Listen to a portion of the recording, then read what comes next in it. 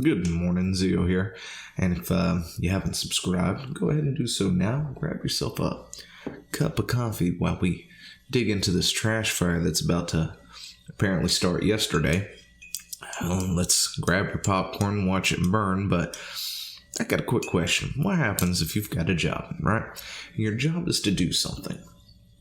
And while doing that job, you constantly put in your own beliefs, your religious, your personal, your political, and all this other stuff into things that it doesn't matter, things that it shouldn't be in.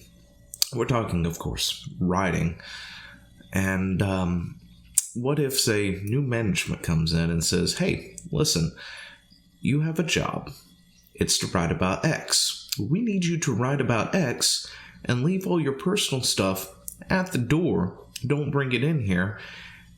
Or you can walk out the door and just never come back.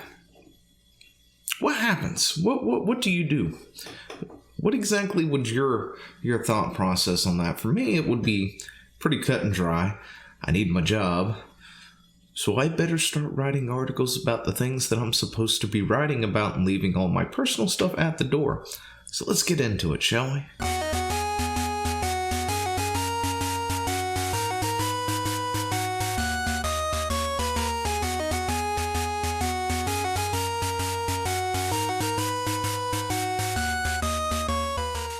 Now, as we sort of get into this whole thing, let's go ahead and start talking about this real quick. So this is the one thing that I actually would probably back this writing staff of, these Geo sites, that are owned by Geo Media apparently at this time. It's Deadspin, Gizmodo, Jezebel, Kotaku, and several others. But apparently they have decided to play these ads that I hadn't seen, mainly because I have the blocking of the ads, thing.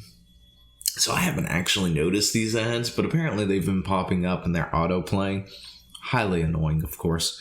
And, the staff is sort of fighting them on that, and they're just like, yeah, it's going to happen. It's going to happen.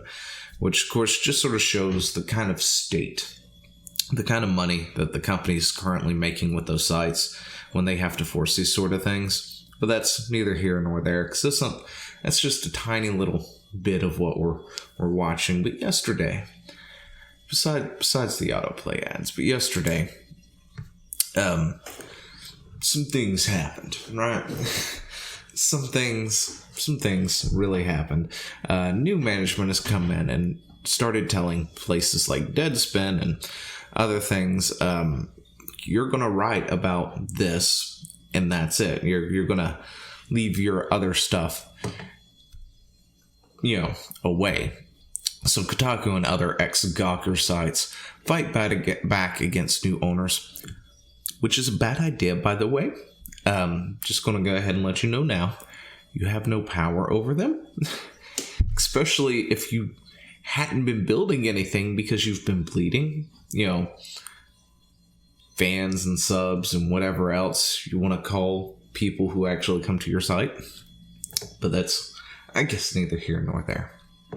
Kotaku and other former Gawker properties are fighting back against their new parent company, Geo Media, over disruptive decision being made across the site following pushback from the site's operators under the Gizmodo Media Group umbrella, yada yada yada, has now reportedly fired Deadspin's long-serving deputy editor Barry Perchitsky. Is that how it's said? Perchitsky? Anyway, it is something that happened. Hi, I've just been fired from Deadspin for not sticking to sports. Which, is a thing. It happened. Yeah. So he's a little bit salty over it. The problem is, it wasn't exactly that. But, they sent out this memo, apparently, earlier, right? Deadspin staff starting that our sports site should be focused on sports coverage. And that is not an unreasonable request. I guess Deadspin is a sports site. I don't really know much about Deadspin. I don't think I've really gone to it. As I made clear in the note, sports are nearly every aspect of life, from political to business to pulp culture and more, he said. We believe that Deadspin reporters and editors should go after every considerable story as long as it has something to do with sports. However, Madman added, alluring to the recent firing, we are sorry that some of the Deadspin staff don't agree with that editorial decision and refuse to work within the incredibly broad mandate to stick to sports rule came several months after Deadspin's former partner company, Gizmodo Media, was bought by the private equity firm Great Hill Partner and renamed Geo Media. In the months since, Geo higher-ups have clashed with top Deadspin staff over the site's long-term commitment to cover topics beyond sports. Well, if they want you to cover sports, cover the damn sports. They are your boss at that point. I mean, you've got two options. You can either go find the door, or you can cover the sports. Though the site primarily focuses on sports and sports media, the site writers have also blogged about politics, media, and pulp culture. Well, obviously, they don't want you doing that. And I'm willing to bet they have a site for all that. In addition, editor-in-chief Megan Greenwell left the site after Geo management allegedly asked her to limit the site to sports.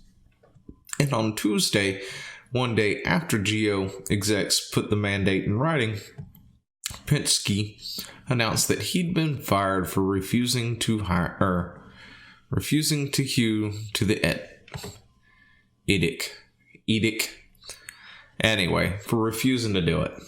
I can't read. It's too early in the morning. I need more coffee. Get more coffee. This is the best part of the morning. It's always the coffee. I can't believe I'm up this early. Anyway, Geo mandates and its firing, or what's his face, was met with widespread now that we jump cut at that, condemnation, because apparently I can't read worth jack, from readers, journalists, and the site's owners the site's own reporters who publicly criticized the decision and share many popular non-news or non-sport posts from the site. So, Door, your job is to write about sports, not about politics, not about Orange Man bad, not about, whoever is great, or, this feels like this touchdown was for so-and-so, or anything like that. I'm not even sure how you mix sports and politics and stuff, but whatever. I mean, other than when the people in sports get purposely political and things, but other than that, I don't know. I have no idea how that one works. But anyway, so a lot of people have been pretty upset because this is currently affecting Deadspin, right? Let's go ahead and take a look at something real quick. But yeah, see, you've got Kotaku here, and you know what? You can't see it. At the very top, they've got different things up here.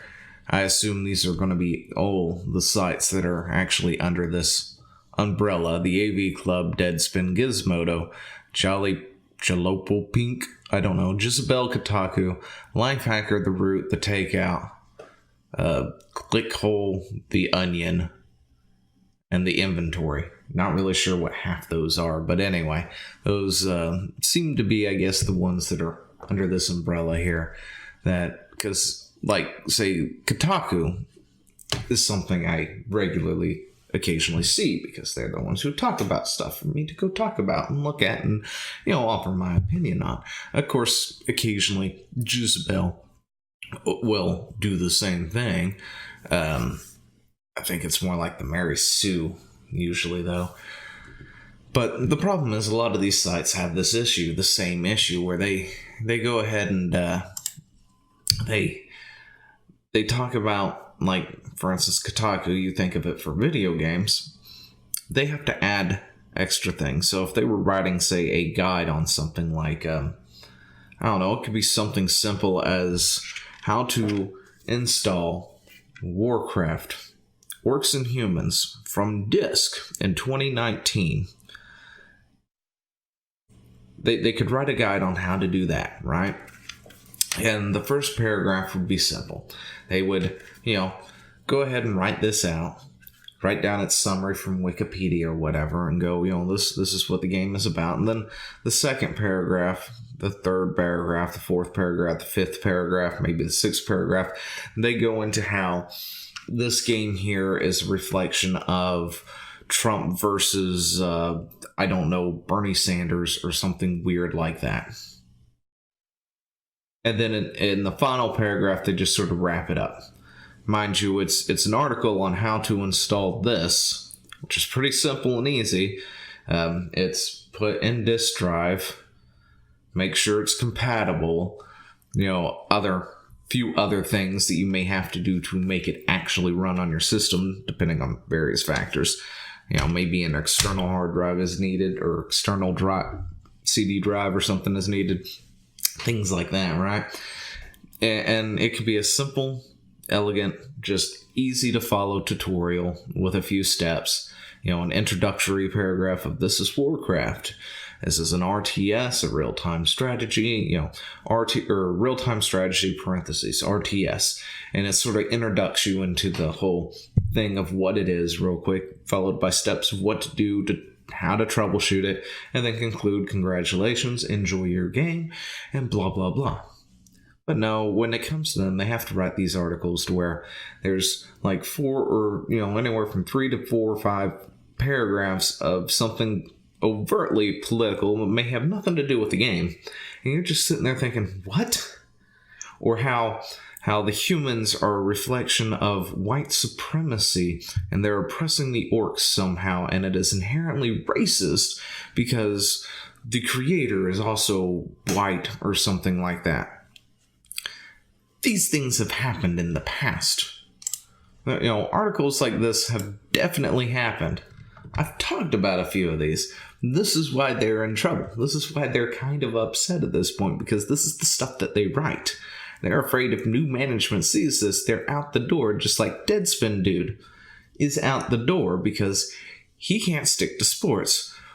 But it's impossible to separate Cuphead from the error that inspired it. No, it's not. Cuphead is a beautiful looking game. Animated style and stuff. It's animated in a style that's like 1950s or whatever. I don't know. I can't tell you. Anyway, it's an old art style, and it looks phenomenal. It flows insanely well, looks great, looks crisp, clean, it's not janky, and it's tough.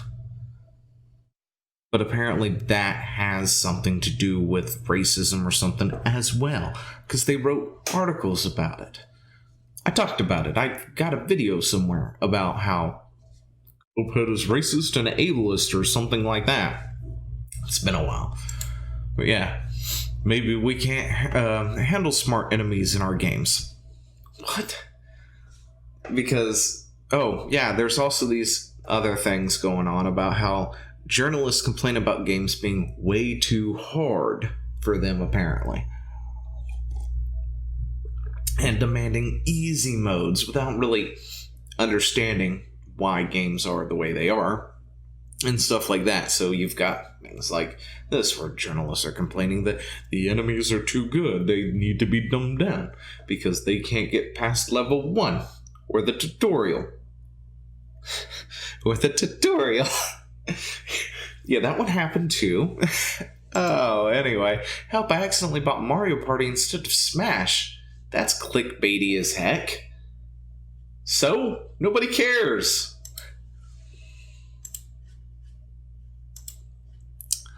Life got you down? Load up The Sims 4 and open a Seaman Cafe. Really? Seriously? This is the kind of thing that you want to write on 6/28/19? That's it? Okay. There's the Mario Party thing again. Super Smash Bros. Ultimate Persona 5 DLC includes a disability slur. Stupid things like that. That is why they're upset. This is why they are having an issue right now, and that they are freaking out about stuff because their job is in jeopardy at this point. Especially this guy here. He just completely spurred out about stuff and was spurging out about other people. And I'm now blocked. I apparently, because I screen capped and shared it because somebody else was sharing it. And I mean, heck, I even liked it.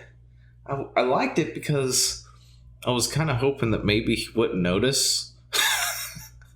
Or maybe he'd look at that and go, oh, this guy likes me. I won't block him. And then I guess they went ahead and just blocked everybody on their following another person, and it hit me anyway. But anyway, yeah. So that all happens. But yeah, this is the reason. And then of course they demand something like $50,000 a year to do this for full time and unionizing, which is a bad thing too. I mean, it's got its ups and downs. Anyway, I guess that's where I'm going to put it there. What do you think about all this? Do you enjoy watching the possible burning of Kotaku? I know I think I will. Anyway, I will talk to you later. See ya.